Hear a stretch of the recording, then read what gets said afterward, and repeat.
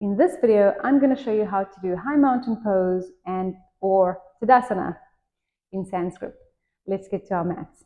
So for Tadasana, we're going to stand hip distance apart.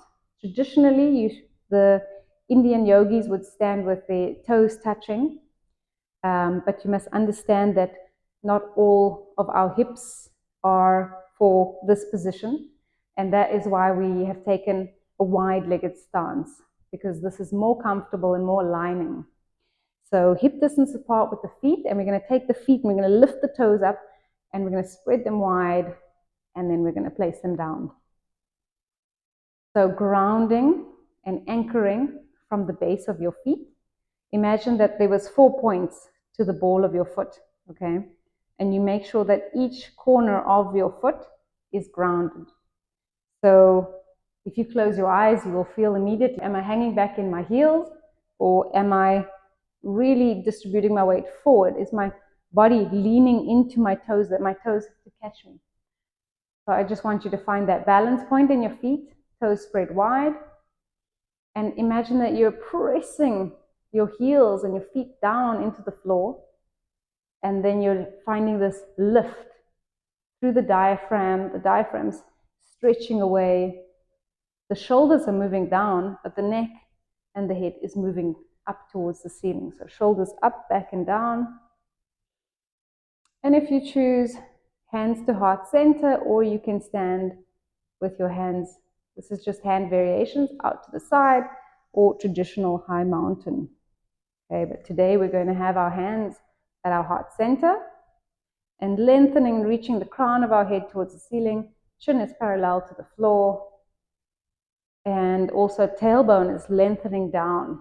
Okay, abdomen is engaged. If you lean your shoulders, not the hips, if you just lean the shoulders forward, you'll feel the abdominals engage even more. So if you want more abdominal engagement, lean the shoulders forward and back, and you'll feel the power and the strength of the standing pose. So we'll just gently close our eyes and take expansive breaths into the belly, into the chest. And gentle exhale.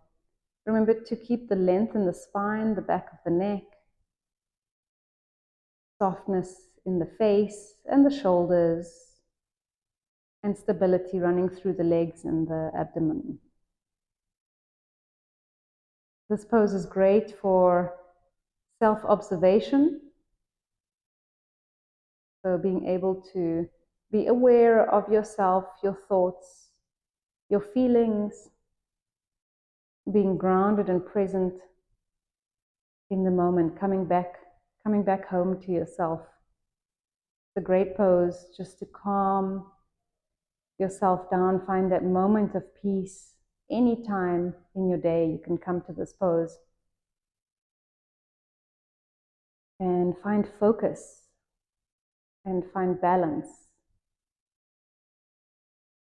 drawing up that inner strength through the ground. Taking one more breath,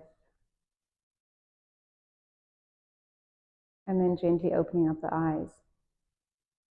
I hope that you've enjoyed learning about Tadasana. It's a great space that you've created for yourself to learn a little bit about how you're feeling in that present moment.